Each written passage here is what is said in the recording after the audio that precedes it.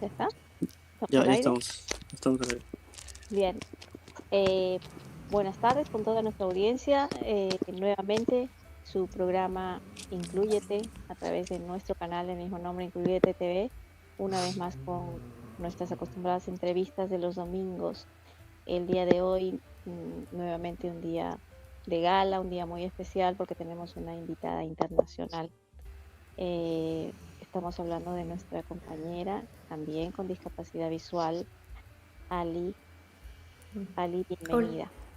Hola, muchísimas gracias. Jo, cuando has dicho conocida así internacionalmente, digo, uy, ¿a quién han invitado? Sí, jo, muchísimas gracias. Vaya presentación. Bienvenida, Ali. Gracias por aceptar nuestra invitación para compartir un momento esta conversación que va a ser muy interesante y muy importante para todos nosotros, puesto que tienes una trayectoria en lo que es las redes sociales, en lo que es cómo enseñarnos a utilizar el sistema iOS y sobre todo tu cordialidad y tu amabilidad para enseñarnos didácticamente estas cositas. Nada, muchísimas gracias a vosotros también por invitarme y nada, yo quería decir una cosita, que todo el mundo cree que soy experta y no, ¿eh?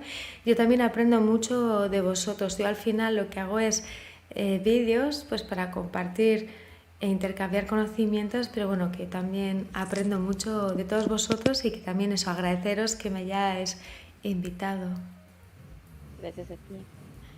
Bien, Rodrigo, tus saludos, ¿cómo estás? Una vez más aquí compartiendo este conversatorio.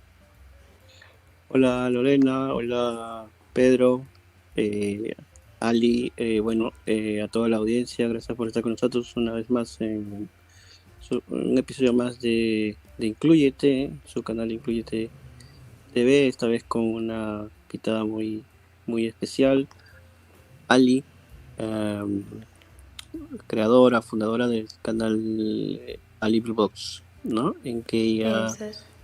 sí, nos enseña acerca del sistema iOS y bueno, en general sobre varios dispositivos Apple, ¿no? Sobre todo el iPhone. A mí me ha ayudado bastante, he aprendido mucho con ella. Bienvenida, Ali, gracias por estar con nosotros. Muchísimas gracias. Gracias, Rodrigo. Pedro, ¿cómo estás? Buenas tardes. Tus saludos y saludos para Ali, por favor. Muy buenas tardes a compañera Lorena, eh, compañero Malca, también muy buenas noches allá en Europa a la compañera Alicia. Es un enorme placer tenerla aquí con nosotros. Muchas gracias. Vale, a Gracias, Pedro. vosotros. Gracias, Pedro.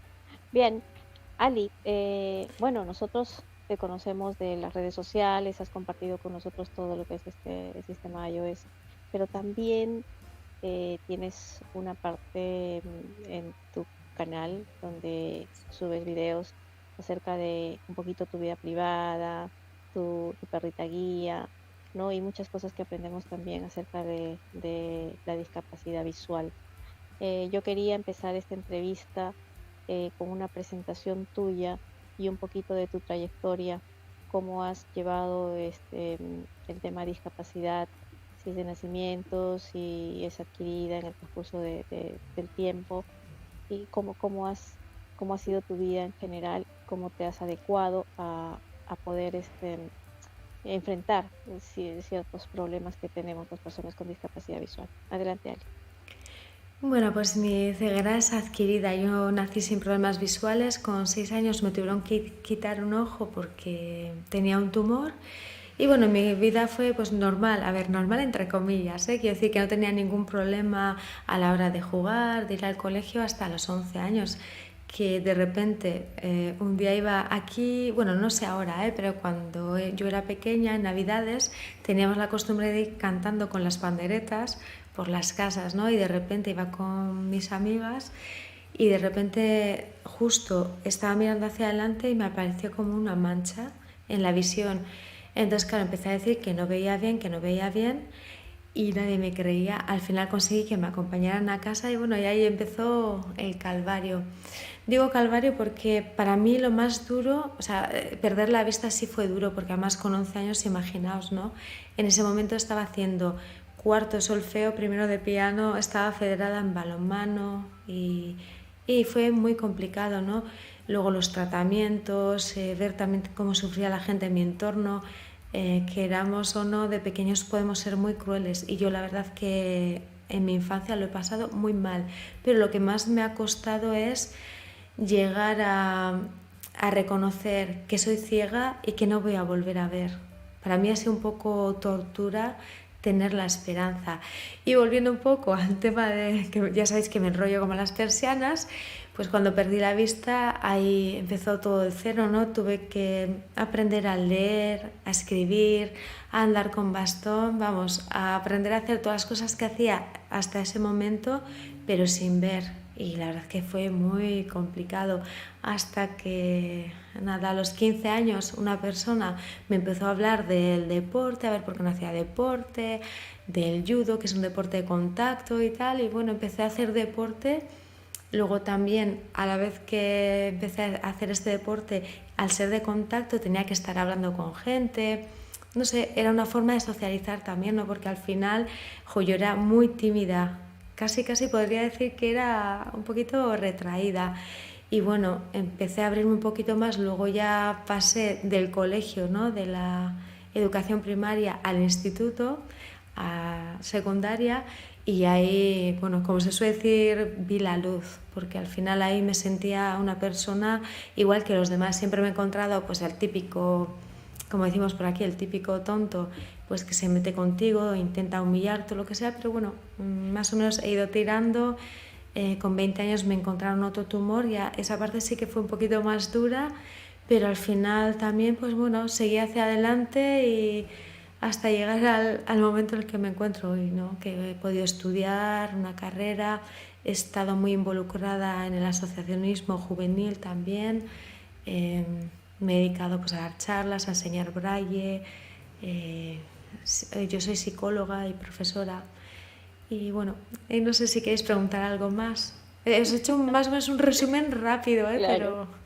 Sí, entendemos de repente resumir toda una trayectoria en tan poco tiempo, pero es entendible porque casi todos hemos pasado algún tipo de sufrimiento a partir de nuestra discapacidad y la, la etapa de resiliencia, la etapa de haber podido superar muchas dificultades, esa es la que nos da un consuelo o quizás esa luz que tú dices que se ve al final del camino, ¿no?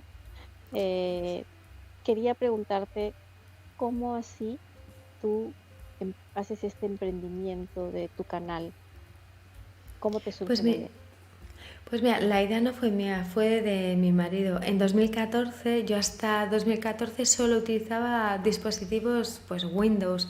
Bueno, no, perdón. En 2010, en diciembre de 2010, me acuerdo, estaba mi cuñado todo el rato diciéndome: tengo un iPhone 3GS, tiene un lector de pantalla, te lo doy, si te haces con él en 15 días es tuyo. Y yo que yo no quiero esas porquerías de pantallas que no tienen teclas, imaginaos, o sea, diciendo barbaridades. Y bueno, un día dije, voy a probar. Y me acuerdo, era un domingo, me acuerdo que tenía una migraña, me dolía la cabeza y nada, o sea, fue menos de 24 horas. Al día siguiente ya puse mi tarjeta en el iPhone y le dije a mi cuñado, ya te has quedado sin el iPhone. Y luego, después de tener el iPhone, ¿no? Me acostumbré muy rápido. La verdad que fue un avance muy importante. Para mí fue un punto de inflexión en cuanto a tecnología y acceso a la información. Y luego ya, claro, se me estropeó mi ordenador y ya decidí comprarme un Mac. ¿Qué ocurre? Que no había ni vídeos, no había nada de información en internet, la poca que había estaba en inglés. Y bueno, al final dije, bueno, lo que voy a hacer es buscar un profesor, lo encontré y a través de, Skype me iba dando clases. Y me acuerdo que hablando con mi marido me dice, ¿y por qué no hacemos un canal de YouTube? Claro, me decía hacemos porque claro, él tiene resto visual y es él quien edita los vídeos, ¿no? Y yo le decía, es que me da mucha vergüenza, no sé qué. Y bueno, ahí empezó nuestra andadura en YouTube. El problema es que, claro, ha habido años que sí que he publicado mucho, no he sido muy constante, la verdad. Pero bueno, ahí se inició todo en ese momento, cuando yo necesitaba ayuda para manejar el Mac y me di cuenta que no había, ¿no? Y luego también era otra forma de visibilizar la discapacidad visual, ¿no? Decir a las personas que no tienen problemas visuales, ¿vale? Tenemos una limitación, pero también tenemos otra serie de herramientas que nos permiten suplir las carencias derivadas de nuestra ceguera. Y bueno, esa fue más o menos las dos razones por las que creamos el canal de YouTube. Ok, Ali. Rodrigo, ¿alguna pregunta que quieras hacer a Ali? Mientras tanto, yo voy a... Sí, se me escucha, ¿no? Se me escucha. Lo que pasa es que me Sí, sí, sí, conecté, sí. me falló el Perfecto. internet, no sé. Ok. No, yo quería un poco volver a tus años de estudio. ¿Cómo fue esa etapa? Desde el punto de vista académico y desde el punto de vista social, porque también has comentado que eras bastante tímida. Supongo que también la realidad quizás es un poco distinta a la del Perú. Yo, por ejemplo, te comento, yo tengo 42 años y yo he estudiado solo con el braille, ¿no? En esa época no había lectores de pantalla, o por lo menos yo no los conocía. Había sí esta máquina Perkins, que le decimos acá, ¿no? La máquina de escribir en braille.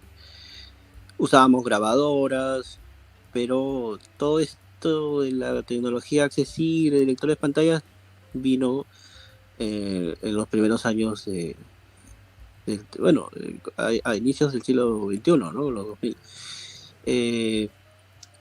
¿Cómo has llevado, te has manejado en ese aspecto académicamente, ¿no? En los estudios, y también Sí. cómo ha sido el tema social, ¿no? Con los amigos, todo lo que se vive, sobre todo en la adolescencia, ¿no? Además que justamente a ti te ocurre esto en la pubertad. Sí, bueno, ya os he dicho que perdí la vista con 11 años, claro, al año siguiente no pude incorporarme al colegio y cuando volví a clase ya os he comentado que estuve yendo a aprender braille y... bueno, no os lo he comentado. Tuve que rehabilitarme y ya volví a mi colegio y bueno, el primer día que llegué allí pues nadie quería sentarse a mi lado, decían que les iba a contagiar, pasé muchos momentos muy sola. Pues bueno, fueron momentos muy complicados, ¿no? Pero en cuanto a la educación, yo utilizaba una Perkins y ya sabéis que España está dividida en comunidades autónomas. En la comunidad autónoma en la que yo vivo, que se llama País Vasco, y en otra comunidad autónoma que se llama Navarra, hay un convenio entre la ONCE y el gobierno vasco, entonces hay un centro específico en el que nos preparan todo el material y hay una persona, un profesor especializado que era quien me traía todo el material 2 veces por semana y me reforzaba en la lectura braille, en el uso de bastón, porque claro, como no aceptaba mi ceguera, encima es que en ese momento veía un poco, pues claro, no quería sacar el bastón, entonces estaba todo el día sola en el recreo, no salía, no me relacionaba con nadie y así funcionaba todo. Yo tenía la Perkins en el colegio y luego en casa me dejaban una máquina que se llamaba Erika, no sé si os suena. No sé, el caso es que era una máquina que se estropeaba muchísimo. Luego ya cuando terminé la educación primaria pasé a la secundaria y al bachiller. Yo imagino que vosotros la llamaréis la high school o algo así, ¿no? O la prepa. Y bueno, ahí por ejemplo, pues mucho mejor. Seguía teniendo la Perkins, pero utilizaba, ¿cómo se llamaba? Era un dispositivo que se llama PC hablado. Tenía las teclas en braille, tenía batería y tenía memoria. ¿Qué ocurre? Que muchas veces fallaba la batería y te quedas sin toda la información. Pero bueno, podía acceder a casi toda la información. Lo que pasa es que todo el material venía con retraso. Por un lado me traía material en braille y por otro lado libros hablados que estaban grabados en un cassette de 4 pistas. Eso fue en el instituto, y luego ya cuando fui a la universidad ahí ya fue muy complicado. El primer año tuve que hablar con cada profesor que por favor me dieran el material en disquete. Fijaos de qué época os estoy hablando, en la época que había disquete, que yo no tenía internet en casa, y cuando yo fui a la universidad sí que había ya lectores de pantalla para Windows, el JAWS. Pero ya os digo, a la universidad llevaba el PC hablado, que es el que he montado ahora, o un dispositivo similar. Y luego pues nada, tenía muchos problemas para conseguir el material, entonces en vez de poder examinarme en febrero, pues igual a veces tenía que ir a septiembre. En esa época los cursos estaban divididos en cuatrimestres, entonces tú hacías los exámenes del primer cuatrimestre en febrero y los exámenes del segundo cuatrimestre en junio. Entonces muchas veces yo me tenía que ir a la recuperación a septiembre. Pero bueno, la verdad que hoy en día, si yo quisiera estudiar, que de hecho voy a estudiar un máster que empiezo en noviembre sobre accesibilidad, no depende de otra persona. En este caso dependía de la ONCE. Cuando estaba, o sea, quiero decir en la universidad, cuando estaba ya en el instituto, en el colegio, del otro centro que os comento, que se llamaba CRI, Centro de Recursos para Invidentes. Eso es. Ok, Ali. Y yo quería hacerte una pregunta, como bueno, sé que para toda persona con discapacidad visual es muy complicado estudiar, muy complicado ir a la par con una persona normal, ¿no? O sea, que ve normalmente.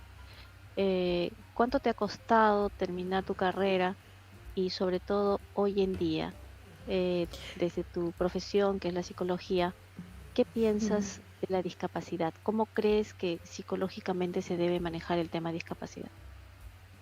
Yo creo que hace falta, sobre todo, mucha sensibilización, porque la gente, o sea, yo recuerdo cuando llegué a la universidad, la verdad que yo, vamos, dedicaba bastante tiempo al estudio y mi carrera era de 5 años y saqué, o sea, en 5 años terminé la carrera y justo en el último año empecé un máster de 3 años. Luego también me saqué el CAP, el certificado de aptitud pedagógica, para poder dar clases. Y bueno, yo creo que lo que hace falta es un poco de sensibilización, ¿no? Pues al final, cuando hablamos hoy en día, ¿no? Hablamos de edificios, hay una serie de leyes y una serie de normativas que hay que cumplir a la hora de construir un edificio para que sea accesible para todos. Vale, pues en esto también debería ser para el tema de documentación. Yo creo que hoy en día no hay tanto problema, ya os lo diré cuando empiece el máster. Pero en aquella época es que tenía, si por ejemplo yo me acuerdo una asignatura, una profesora que explicaba fatal, apenas había material escrito, le pedí por favor que me dejara grabar las clases y no me dejó. Con esto lo que quiero decir es que claro, al final eran todo dificultades. Para empezar, ahí en esa época te daban fotocopias. Entonces claro, yo tenía que ir con las fotocopias a la ONCE a que alguien me las grabara o me las escaneara.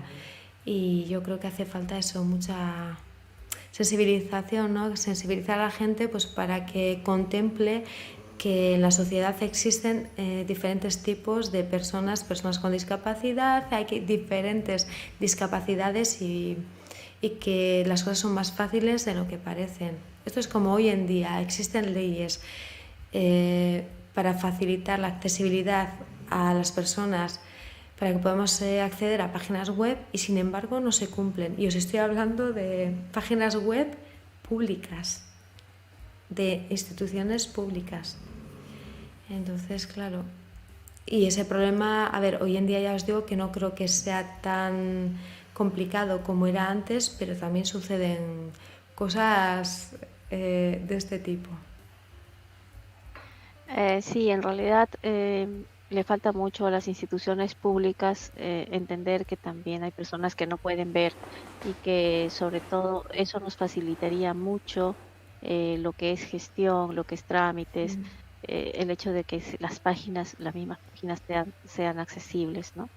Claro, y luego otra cosa importante también, ¿no? Que, no sé, yo creo que esto es algo también educacional, ¿no? Que debería haber o bien una asignatura o alguna temática que se trate en los colegios, pues para que las personas sean empáticas y tengan en cuenta que la sociedad está llena de colectivos minoritarios y con diferentes tipos de problemas. Os pongo un ejemplo muy típico aquí. Aquí la gente tiene la mala costumbre de aparcar muy mal. Entonces luego tú no tienes acceso pues o a una tienda o al paso de cebra y al final te puede atropellar un coche porque alguien no ha aparcado bien su coche y tampoco le multan, y eso que existe la policía.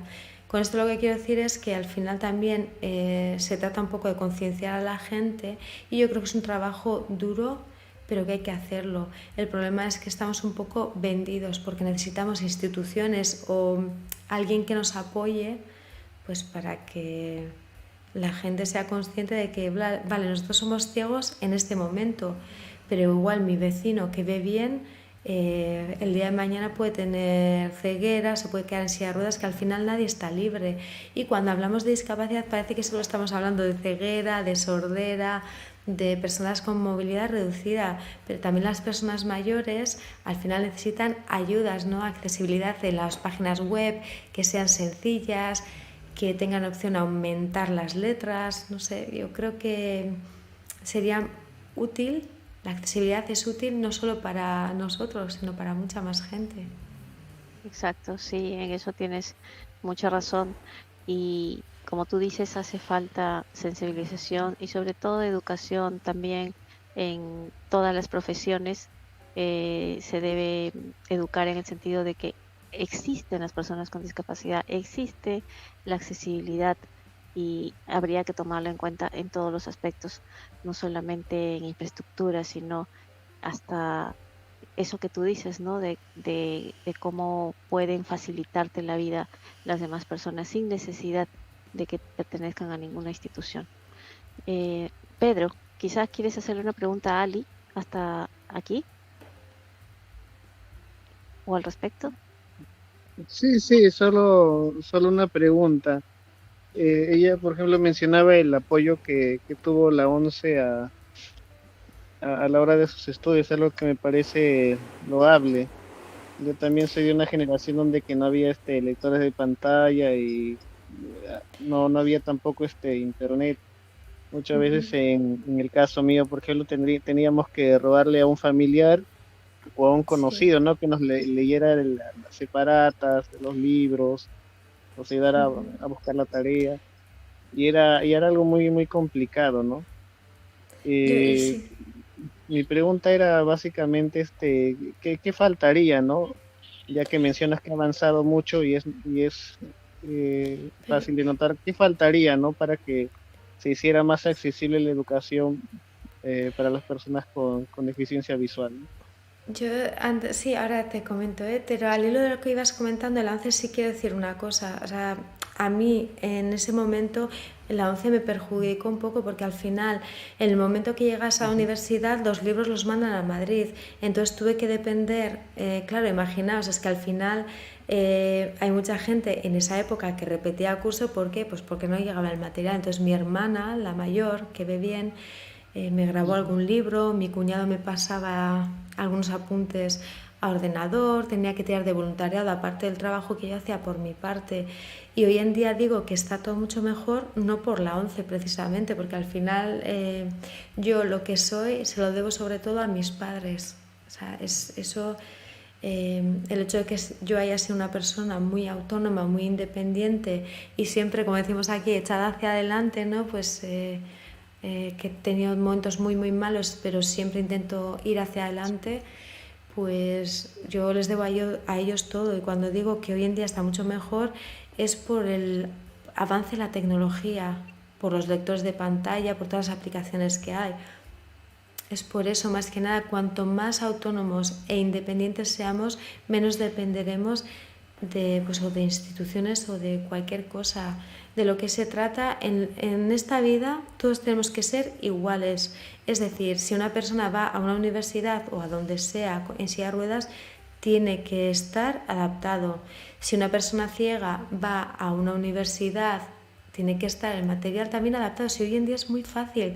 Y eso sí que os puedo decir, en mi universidad me pusieron un ordenador adaptado con JAWS. Lo que pasa es que yo prefería ir a casa y estar allí pues tranquilamente, ¿no? Y yo el JAWS que tenía, el ordenador que tenía, me lo compraron mis padres. O Quiero decir que es que muchas veces desde fuera se tiene la sensación de que la ONCE, que nos paga todo, que nos ayuda mucho.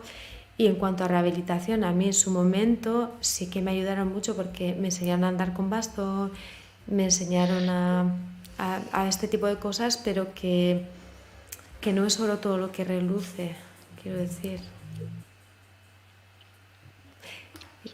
Claro, en todo Pedro, caso, sí. ¿qué le faltaría al Estado o a la ONCE para que de verdad se Yo, denote su apoyo? ¿Consideras que no es necesario el apoyo?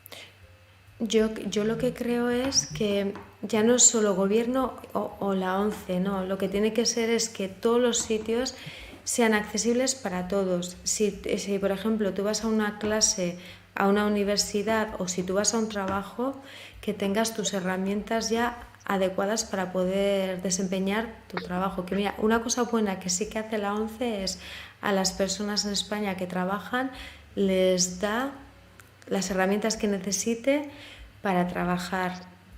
Eso sí, no tienes opción a elegir las herramientas que la ONCE elija, que es una cosa importante también porque al final es un ahorro para la empresa, no le supones ningún gasto a la empresa, ya sabéis que hay ayudas fiscales para las empresas que contratan a personas con discapacidad y es que, insisto, es que no se trata de que las personas con discapacidad dependamos de una institución, no, se trata de que todo esté ya hecho, que podamos ir a un supermercado o si no podemos ir a un supermercado que tengamos las páginas web que sean accesibles y que podamos decir voy a comprar en el supermercado que yo quiera y eso hoy en día no lo podemos hacer o voy a salir a la calle como los demás. Una cosa es que pidamos ayuda en un momento puntual. Está claro que hay cosas que por mucho que queramos no vamos a poder hacer, pero otras muchas cosas, o sea, lo que no es normal es que lleguemos a una universidad y que nos dé... Oh, mira, por ejemplo, una vez cuando me apunté para hacer antropología, cogí 2 asignaturas, en una muy bien que era presencial, otra era online y el material no era accesible. Es que encima el material, por mucho que lo escaneara o le pasara un OCR, el problema es que tenía escrito con bolígrafo algunas anotaciones. Eso no es accesibilidad.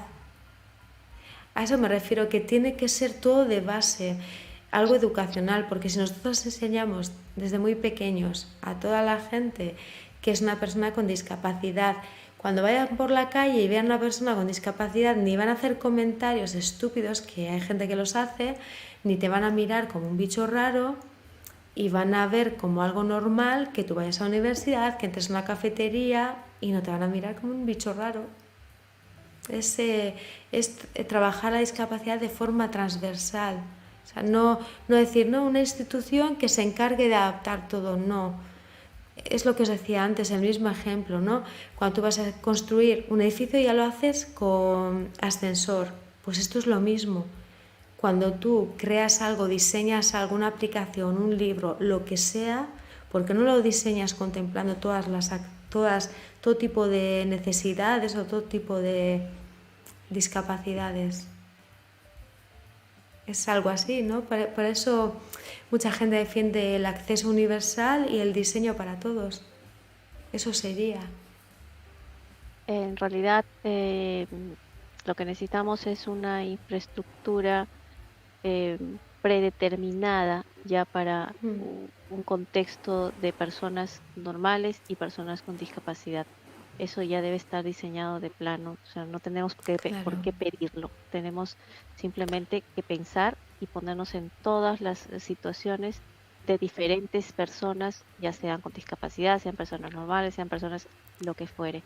Creo que esa educación falta no solamente por parte del Estado, sino en las propias familias, ¿no? Como decía Ali, educar a un niño en el sentido de que no tenga que señalar como algo extraño a una persona que, que va a cruzarse en el camino de ese niño en cualquier momento. Es la preparación que se debe hacer para poder enfrentar estas cosas, ¿no? Que son normales al final, porque existimos. Claro, es que, claro, nosotros estamos hablando pues de cosas de accesibilidad, ¿no? Pero si nos ponemos a hablar de cosas tan básicas, ¿no? De, por ejemplo, no sé si a vosotros os pasa, yo voy con cualquier persona a un bar y en vez de dirigirse a mí y decirme qué va a tomar, le dicen a la otra persona con la que voy qué va a tomar ella. Exacto. O sea, o nos infantilizan o te encuentras con alguien y te empieza a gritar, como si no Sí, le oyeras. como si no le oyeras. Es horrible. Yo siempre digo que hay diferentes tipos de personas. Los que nos tratan normal, de igual a igual, las que nos tratan como si fuéramos inferiores y las que nos tratan con pena. Y se tiende mucho a infantilizar a la persona con discapacidad y al final es agotador. Yo siempre digo que mi vida ha sido una vida llena de frustraciones porque he tenido que pelear tanto. Cada vez que tenía que hacer una cosa tenía que andar peleando tanto que yo decía, esto es agotador. O sea, yo qué sé, os hablo de la universidad porque fue una época complicada, ¿no? Hay una foto o algo tal, claro, dependía de otra persona que me explicara esa foto. En el instituto me acuerdo que cogí una asignatura de libre elección, no, una optativa, que era arte. Claro, en arte te puedes encontrar de todo. Tenías que escribir un cuadro. Entonces, claro, pues imaginaos la frustración que era y es muy duro. Y al final yo creo que para nosotros es una lucha diaria. Cuando salimos de casa no sabemos con lo que nos vamos a encontrar. Si con una moto mal aparcada, un coche, no sé, cualquier cosa. Entonces al final yo siempre digo que yo es que no es que haya superado la ceguera, es que he aprendido a vivir con ella y lucho cada día, porque al final cada día es una aventura, ¿o no? Así es. Yo pongo mucho este ejemplo para un poco que se entienda qué es la discapacidad. Cuando aparecen estos aparatos celulares con la tecnología que va actualizándose cada momento, aparece el teclado, por ejemplo, que usamos las personas con discapacidad visual, ¿no? Pero si ustedes Ujú. observan, mucha gente ya empezó a usarlo a pesar de ver. ¿Por qué? Ya, Porque simplemente ya tienen flojera de escribir. Entonces, claro, ¿qué hacen? Utilizan lo que utilizamos nosotros. Entonces, ese es un ejemplo claro de lo que es accesibilidad. Nos sirve a nosotros porque es necesario utilizarlo porque nuestros ojitos no ven, pero a las claro, personas que ven normalmente también les sirve porque pueden utilizarlo de otra manera. Entonces, es claro. de esa forma que se puede engranar, digamos, la accesibilidad y que sea útil para ambas partes, digámoslo así, ¿no? Claro. Muy interesante, Ali, lo que nos comentas. Tenemos casi un patrón de conducta las personas con discapacidad visual. En realidad es muy difícil, mm, para algunos más que para otros, poder adaptarse a una sociedad que, como tú describes, no entiende lo que es la discapacidad. No entiende que nuestros ojos no pueden ver, pero nuestros oídos y todos nuestros sentidos funcionan normalmente. Y eso es lo que falta, en principio. Eh, Ali, quería tocar un poquito el tema de tu canal. Ujú. ¿Cuáles son los objetivos de tu canal? Eh, Veo que es un canal muy bien estructurado, un canal con muchos detalles, incluso tienes la música, y lo que me Claro. sorprende aún más es que eres una persona que transmites mucha energía positiva a pesar de tantas frustraciones que tú describes, ¿no? ¿Cómo te sientes con tu canal y cuál es el objetivo principal? Pues mira, yo estoy muy contenta y muy agradecida por todo lo que he conseguido con el canal de YouTube, que es conocer a gente pues como vosotros.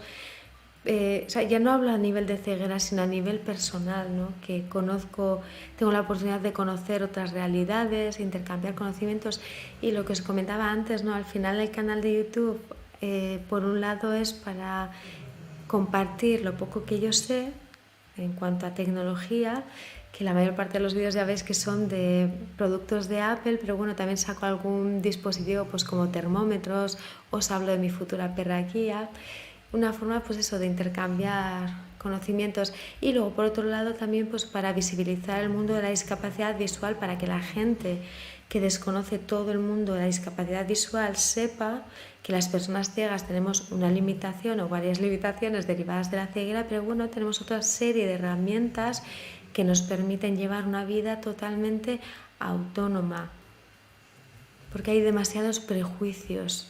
Entonces yo creo que es importante también, y al final yo creo, a ver qué opináis vosotros, ¿no? Porque hay muchos estereotipos de persona ciega. Yo siempre digo lo mismo. Las personas ciegas tenemos en común la ceguera y las dificultades que vienen derivadas de ella, ¿no?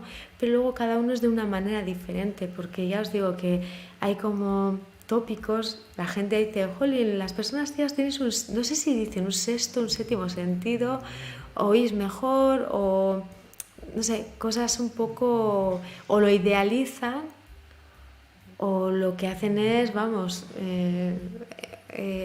o un extremo u otro. Y yo creo que es importante darles una dosis de realidad, ¿no? Yo estoy un poco cansada últimamente porque desde que ha pasado la pandemia, no sé si es que yo estoy un poquito más sensible o que realmente la gente está involucionando un poco, porque es que a mí me parece una pasada el atrevimiento que tienen algunas personas para dirigirse a mí y decirme o qué haces aquí o qué hace tu perra aquí, pero no de buenas maneras, porque yo soy de las personas que si tú te acercas y me preguntas, oye, no sabía que se podían traer los perros a este sitio, o qué haces aquí o cómo te arreglas, pero ya de forma categórica que hagan determinados no sé si decir determinados comentarios o determinadas opiniones, la verdad que me quema bastante. Creo que es justamente a partir de la falta de conocimiento de que existimos, de que hay un lector de pantalla, de que existen los perros guías, porque si tus ojos no pueden ver, el perrito guía te puede sacar de apuros, te puede dar esa independencia que cada uno necesita, ¿no? Porque a nadie le gusta sentirse dependiente. Entonces, claro. Eso es lo que no entiende eso es lo que no entienden las personas porque no les interesa, porque tienen poca empatía, poca sensibilidad y sobre todo poco interés. Porque si yo, como una persona normovisual, tengo interés en saber que existen también personas que no pueden ver, entonces tendría que hacer el ejercicio de un poquito documentarme, y cuando yo vea a una persona con discapacidad visual sé cómo la tengo que llevar, sé qué es lo que debo preguntar y qué es lo que debo callar, ¿no? Entonces claro. hay falta de interés para mí, Sí. en mi opinión. O sea, ustedes chicos, ¿qué opinan?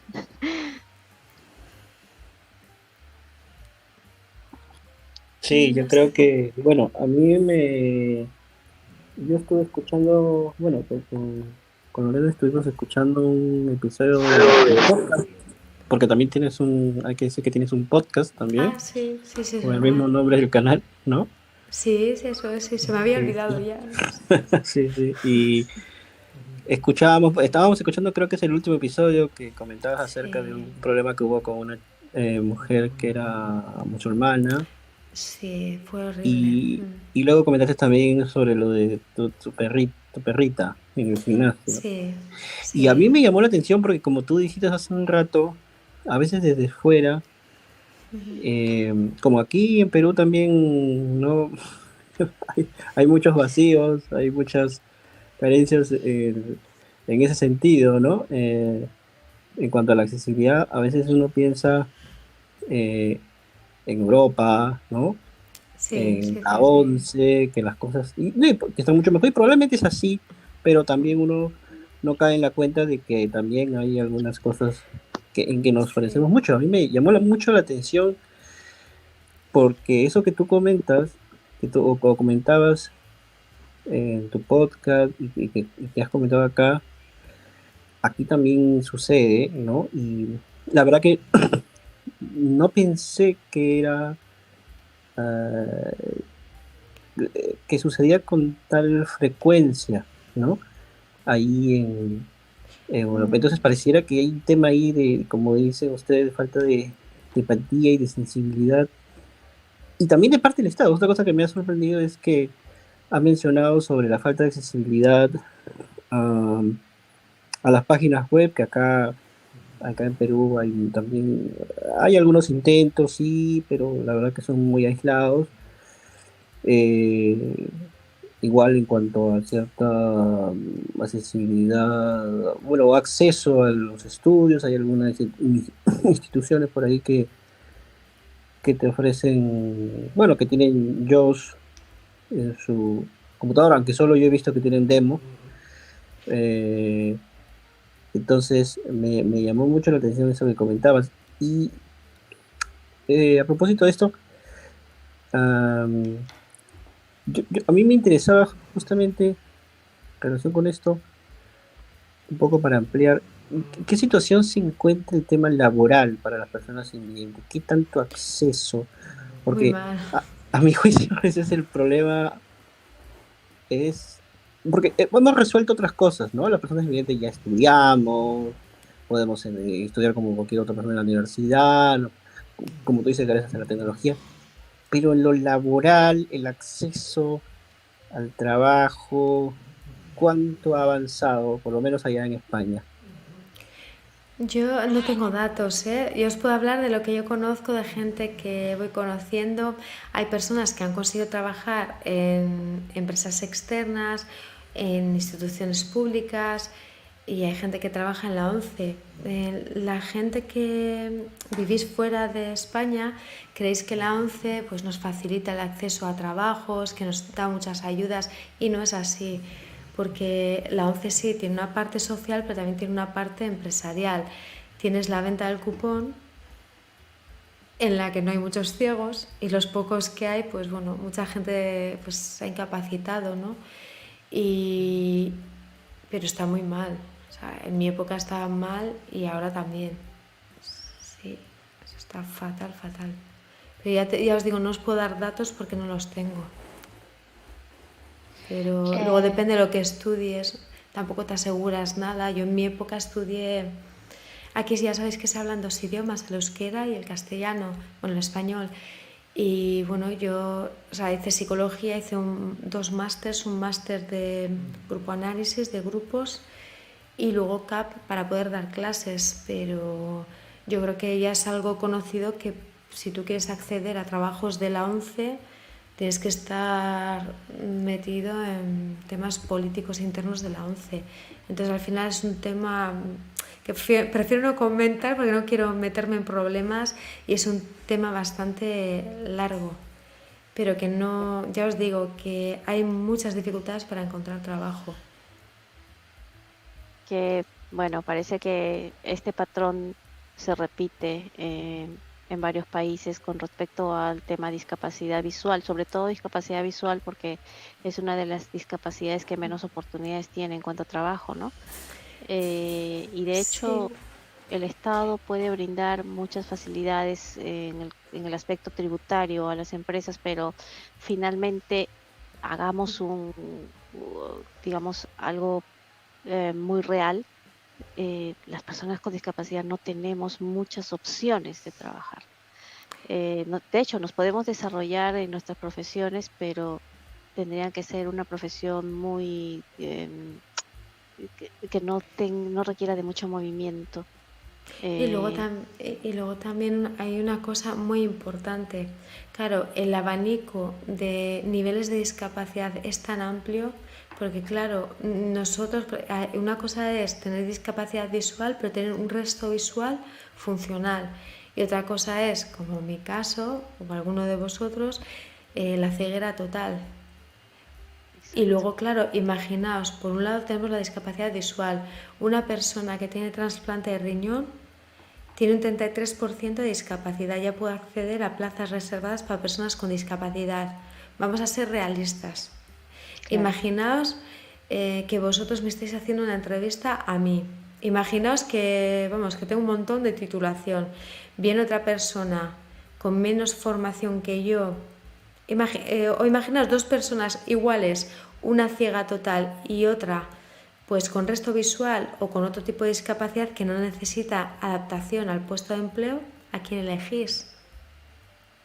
Claro, Claro, a la ahí persona que menos tienes. problemas te va a traer. Claro, Es cierto. Por y es eso yo así. decía que somos la discapacidad que menos oportunidades vamos a Claro, tener dentro de todas las discapacidades. Pero bueno, hay que seguir adelante y eso es, somos hay que capaces, pelear. somos nosotras mismas, nos vamos a inventar nuestros Sí, propios trabajos, como es lo que tú haces, porque supongo que tu canal también tiene, eh, como tiene, no, he podido chequear, tiene sí. bastantes suscriptores y tiene no sé si monetiza tu canal.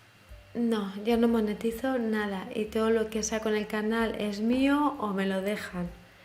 No, Ujú. no es un negocio, es algo que nosotros decidimos hacer en su momento para ayudar, porque tanto mi marido como yo somos dos personas que pensamos que aquí estamos de paso. La vida tiene un principio, un final, y yo creo que lo que tenemos que hacer es apoyarnos unos a otros. Entonces lo hemos hecho de forma, pues eso, nosotros no cobramos ni vamos a cobrar por ello, Es es un verdad, regalo. Ali, pero podría ser que esta opción de trabajar por redes, porque también es un trabajo, podría ser Sí. una opción más para personas con discapacidad que tengan una forma de trabajar. Sí, sí, eso sí podría De hecho que ser, ¿eh? sí, Sí. De claro hecho que hay sí. uno.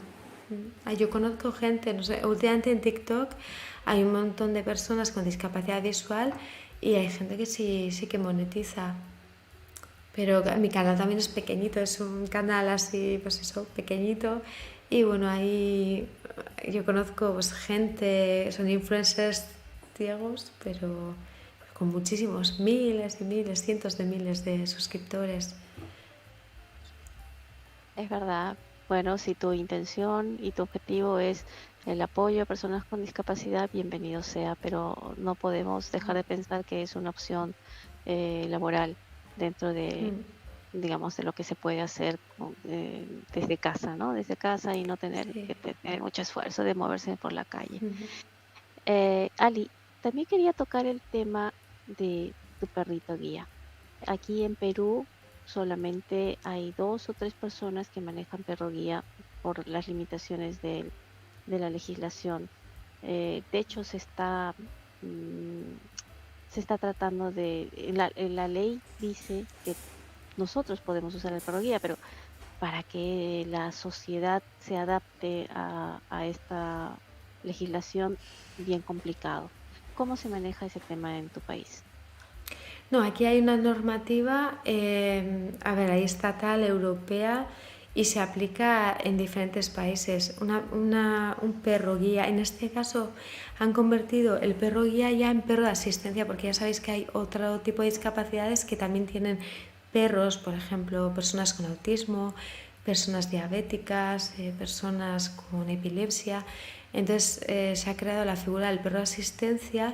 Sí que hay alguna diferencia porque no sé cuándo fue, íbamos al metro y un guardia nos dijo, ¿estáis en el listado? Y nosotros le dijimos, ¿en qué listado? Sí, un listado de perros de asistencia, pero no era nuestro caso. En el caso de los perros guía o futuros perros guía que están en proceso de aprendizaje, pueden ir a cualquier sitio excepto a un quirófano. Es decir, yo he ido con Telma, que es mi futura perra guía, tiene 10 meses, he ido al ambulatorio, al hospital, voy al gimnasio, a todos los sitios. Y no te pueden prohibir la entrada. Si te prohíban la entrada, llamas a la policía y pones una denuncia y no sé si las sanciones eran entre 3.000 y 12.000 euros, ¿eh? Son sanciones potentes, sí. Y tengo una curiosidad, Ali. Por ejemplo, ¿cómo haces con tu perrita? Porque entiendo que los labradores son los mejores perritos para servir como guías y son de gran tamaño. ¿Cómo hacen para viajar en un vuelo, por ejemplo, con una perrita de gran tamaño? Con Telma no hemos viajado porque, ya os digo, es una cachorrita y bueno, ha mejorado mucho, pero sigue siendo una cachorra.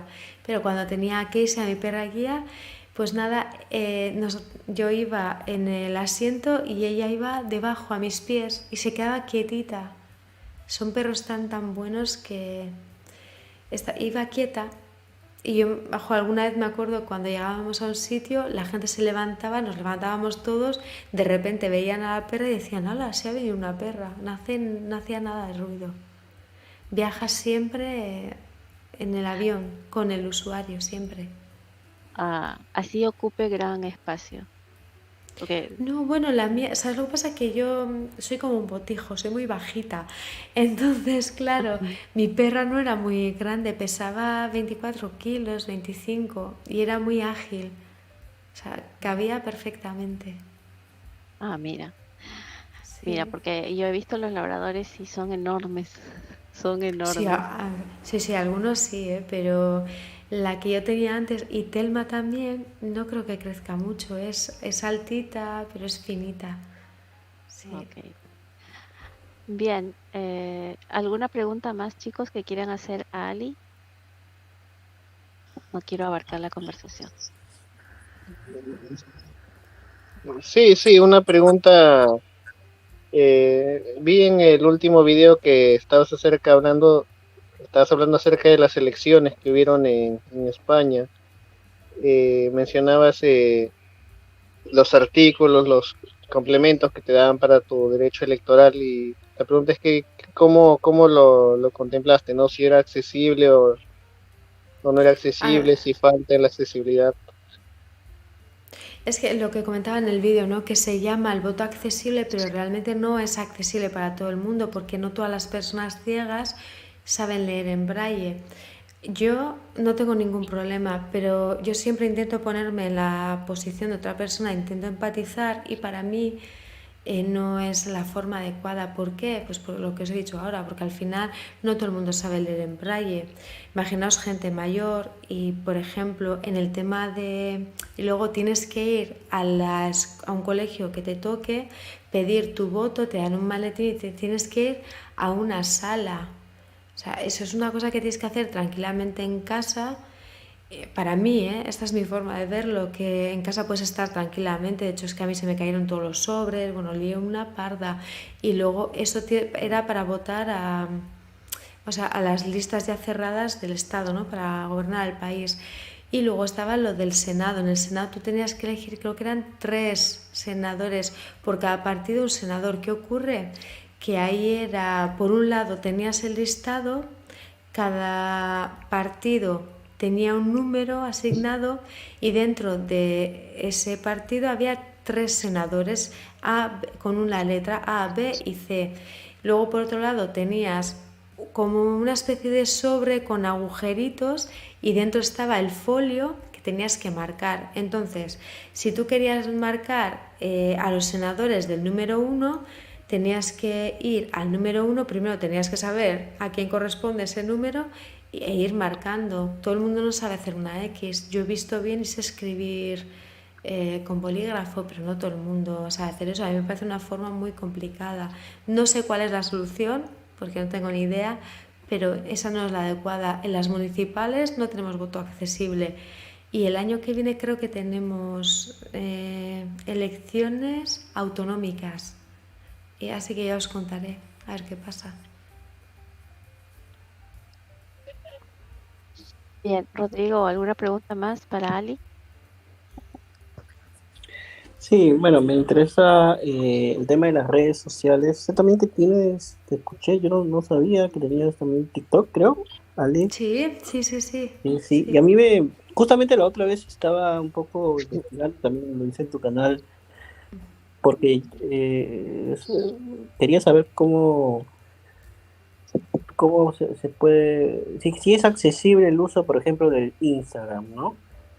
Que es una aplicación, por ejemplo, que yo no uso mucho por obvias razones, pero sucede que es muy popular, ¿no? Entonces a Sí. veces cuando uno quiere, como es mi caso, compartir algunas cosas, algunas publicaciones que me interesaría que llegara a muchos, que lo leyeran, o no, sobre todo leyeran, porque yo sobre todo eh, hago texto. Y bueno, la pregunta es, ¿qué tanto crees que en este momento sea accesible y se pueda utilizar determinadas redes sociales como el Instagram o el TikTok, que son aplicaciones tan populares pero también tan visuales, ¿no? ¿Qué ¿Qué tan accesible pueden ser esas redes o todavía hay que esperar? Hay que Para, esperar para, la siguiente para mí, actualización de iOS, no sé. pues no lo sé, yo creo que se está perdiendo un poco el tema de la accesibilidad para mí, ¿eh? La mejor red social y la más accesible, o por lo menos hasta ahora, era Twitter. El problema es que ya sabéis que Elon Musk se está cargando esta red social un poco. Instagram, ¿qué ocurre? Que al final es es una red social muy visual. Los stories, yo tengo problemas para publicar stories, lo demás lo puedo utilizar sin problemas, es accesible. Puede tener algún problemilla, pero es accesible. Si nos vamos a TikTok, es usable, pero con muchos trucos que vas descubriendo a medida que vas utilizando la aplicación. Mira, yo hice una review sobre esa aplicación, pero ahora ya no funciona como yo os mostré en ese vídeo. Ahora, por ejemplo, si tú quieres pasar de un vídeo a otro, lo que tienes que hacer es ir a la pestaña inferior izquierda, que es la de inicio, das 2 toques y vas pasando a los siguientes vídeos. Puedes hacer comentarios, sí, puedes hacer comentarios. El problema es que tú vas escribiendo y el voiceover no te lee nada. Si quieres borrar algo, si te has equivocado, no puedes hacer nada. Si tú publicas algo en TikTok, yo no he conseguido ni editarlo ni borrarlo. Entonces lo que yo suelo hacer es, en una nota escribo lo que yo quiera poner en el comentario en un canal de TikTok, lo copio, lo pego y lo envío. Y hay veces que tengo que cerrar la aplicación para poder continuar manejándola. Luego a veces me voy al perfil al perfil, a notificaciones, para ver si tengo mensajes y os digo, es que no es muy accesible. Esa es usable. Facebook es accesible. Yo me he dado de baja porque es una pasada la cantidad de publicidad que tiene. Luego, ¿qué más? Mastodon también es accesible. Bueno, yo utilizo un cliente que se llama Metatext, pero a mí no me gusta mucho. Me he acostumbrado tanto a Twitter.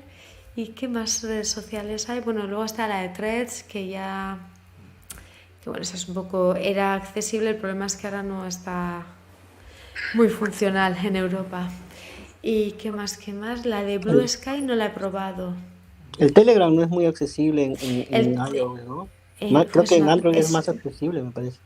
a mí me han dicho que en Android es totalmente accesible. Sí. En iOS es una tortura, de verdad, una tortura.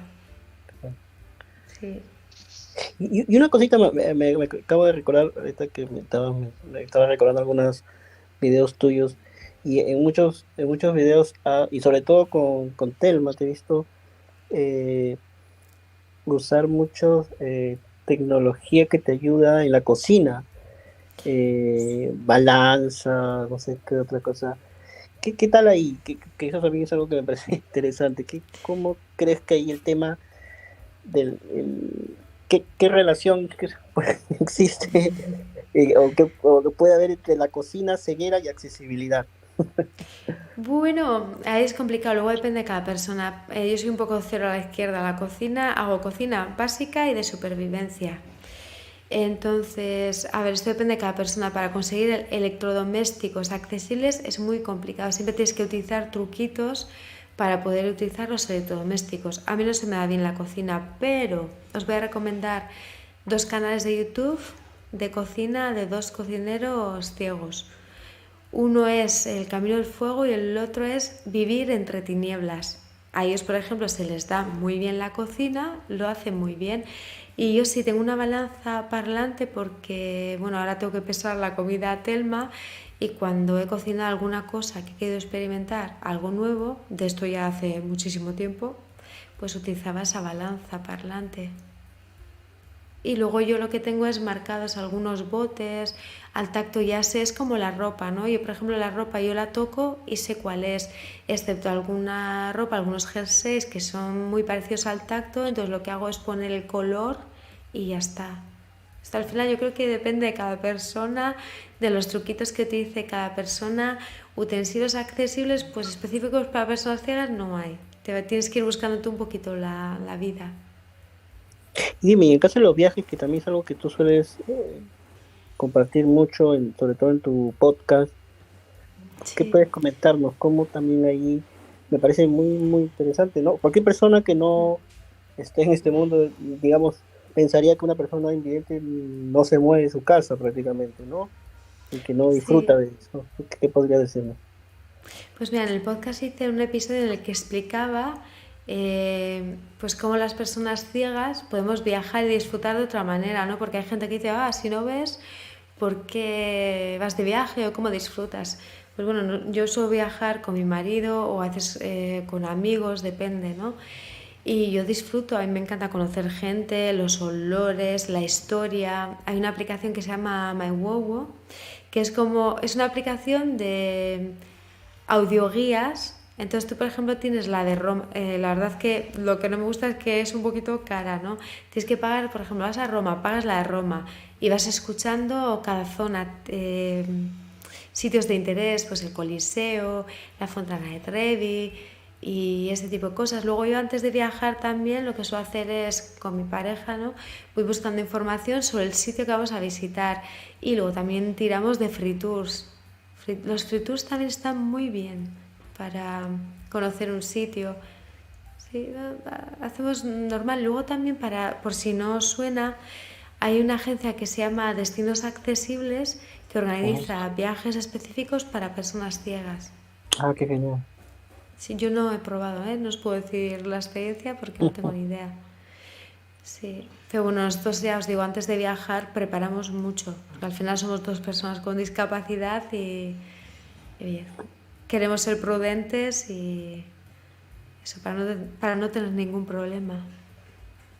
Claro. Y dime, y al final, bueno, para terminar esta intervención, estoy aprovechando mi intervención, que el tema de los libros, que también es algo que es muy resaltante, siempre estás hablando sobre libros, cosas que has leído, que también a mí me pasa, que a mí también me gusta leer bastante, que mucha gente que no conoce, que cree que no podemos leer, ¿no? O que no tenemos acceso a los libros, y ahora hay que decir pues que existen los libros digitales, los libros accesibles, los audiolibros, y podemos leer tanto como cualquier otro. Es verdad que hay libros que a veces no es, sobre todo acá en Perú, no sé cómo sucede, no están digitalizados todavía y uno tiene que esperar o tiene que ingeniárselas para digitalizarlo uno mismo.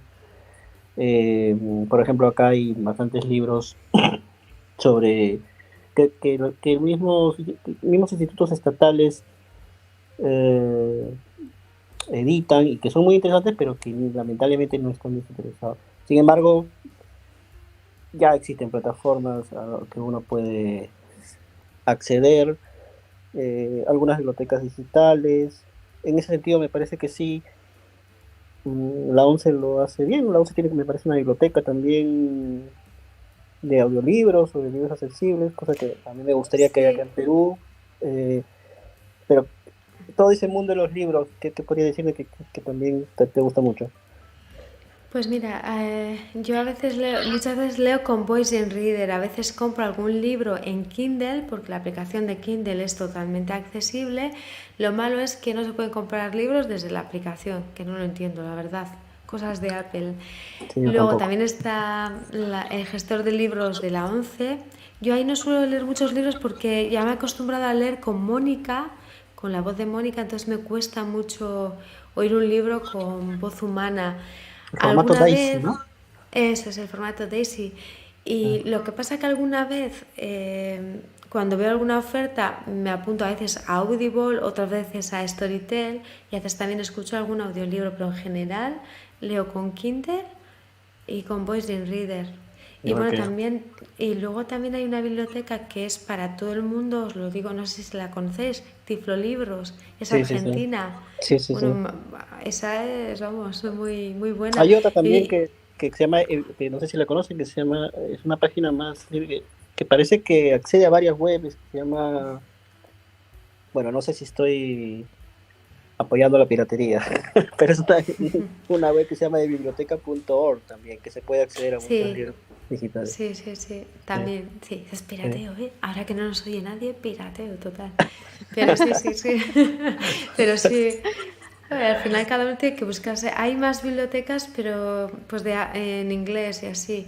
Pero bueno, yo creo que está bastante bien. Lo único yo tengo problemas para conseguir libros antiguos o de mitología o de historia vasca, por ejemplo, o libros especializados. Ahí es donde suelo tener problemas para acceder a ellos, porque esos no están digitalizados. Y alguno que he encontrado digitalizado, si un libro de lectura normal puede costarte en formato digital, digo, entre 2 y 10 euros, pues estos especializados, pues igual, yo que sé, 60 o 80, y es que me parece... Porque luego encima si por lo menos pudieras sacar el libro de la aplicación Kindle, pero claro, para sacar un libro de la aplicación Kindle hay que quitarle el DRM y hay que hacer muchas historias. Sí, sí, pues.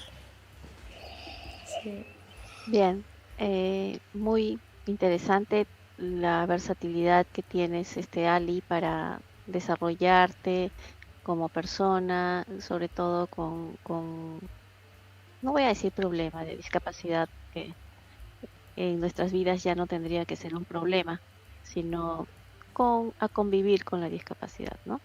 En realidad, admirable tu labor, admirable que tú tengas como objetivo el apoyo a los compañeros que tenemos discapacidad con tu canal, por medio del cual nos enseñas a hacer un mundo más accesible en cuanto a tecnología. Y, y como última pregunta, quería preguntarte, preguntarte, valga la redundancia, ¿qué conoces del Perú? ¿Qué sabes del Perú y qué te gustaría conocer de aquí, de nuestro país? Pues bueno, de Perú, bueno, ya le he comentado antes a Rodrigo que estoy leyendo un libro que se titula La primera mestiza, y por lo menos el principio se desarrolla ahí en Lima, porque además hablan de la hija de Francisco Pizarro. Y luego tengo un amigo que ha estado mucho tiempo en Yurimaguas, con los Achuar, en Perú. Y él nos ha hablado pues muy bien de Perú. Luego he tenido la oportunidad de conoceros a vosotros, a Miguel Ángel, que también vive en Lima. Y bueno, pues a ver, sé bueno que hay, vamos, o sea que, bueno, es que no sé cómo explicarme, lo de los Inca que hemos estado hablando antes de empezar la charla. Y bueno, pues tampoco sé mucho más, ¿eh? Sí que he leído cosas sobre Perú y os digo, me encanta mucho la cultura, la historia también, cómo han peleado los incas ahí hasta el final. Y bueno, sé que ahora estáis pasando una situación complicada porque ya os he dicho antes que tengo un amigo que me pone al día, aparte que leo las noticias, y que espero que se solucione muy, muy pronto. Sí, nosotros también esperamos eso. También sabemos que España no está atravesando por buenos momentos, pero nosotros como componentes de un país, como ciudadanos de nuestros propios países, tenemos que luchar día a día para que Sí. nuestro país salga adelante. Muchas gracias, Ali, por esta entrevista muy enriquecedora, sobre todo admirable, vuelvo a repetir, tu labor y la forma como has podido enfrentar la discapacidad día a día, y tu alegría y tu positivismo, que espero que sea contagiante para todos las personas que están siguiendo nuestro canal. Tus palabras finales, Ali. Pues nada, agradeceros una vez más, de verdad, de corazón, que hayáis contado conmigo, que me ha encantado estar con vosotros. Y eso que me pongo nerviosa, ¿eh? Cuando hay alguna entrevista o así, siempre me pongo nerviosa, pero ya os digo, he estado muy, muy a gusto. Y ojalá algún día coincidamos o bien en España o bien en Perú y podamos tomar un café así, quiero decir, en una mesa, no así online, ¿no? Y ya os digo, cualquier cosa que necesitéis, cualquier cosa en la que pueda colaborar, contad conmigo, ya tenéis mi contacto. Y nada, que espero volver a hablar con vosotros muy pronto. Gracias, Ali. Igualmente, bienvenida al Perú. En cualquier momento que tú decidas visitar, tenemos mucho en el aspecto cultural, arqueológico, arquitectónico, como te decía en el previo. tenemos un pedacito de España en Sí. Arequipa y en muchas de nuestras ciudades, así que no te vas a te vas a sentir, perdón, te vas a sentir como en casa. Y sobre todo, nuestra gastronomía. Te vamos a preparar Mm. algo muy rico cuando vengas y ese café, Sí. de hecho que sí lo vamos a tomar compartiendo con todos los compañeros. Rodrigo y Pedro, sus palabras finales. Bueno, gracias Ali por haber estado con nosotros. Me ha agradado conocerte mucho más, ya habíamos hablado, pero bueno, ahora he podido conocer otros lados muy interesantes y eh, me alegra mucho. Ha sido una entrevista muy enriquecedora y bueno, seguramente en otra oportunidad vamos a comenzar de nuevo. Muchas gracias por haber estado con nosotros. A vosotros. Gracias, Rodrigo. Pedro, las despedidas, por favor. Muchas gracias, compañera Alicia, por habernos acompañado en esta tarde. Ha sido todo un honor y un gusto haberte conocido y como tú dices, tarde o temprano nos vamos a encontrar, sea aquí en el Sí. Perú o allá en España. Así que llegará la oportunidad y muchas gracias por todo. Vale. A vosotros. Gracias, Ali. Un gusto y un abrazo a la Vale. distancia. Vale. Hasta pronto. Hasta pronto.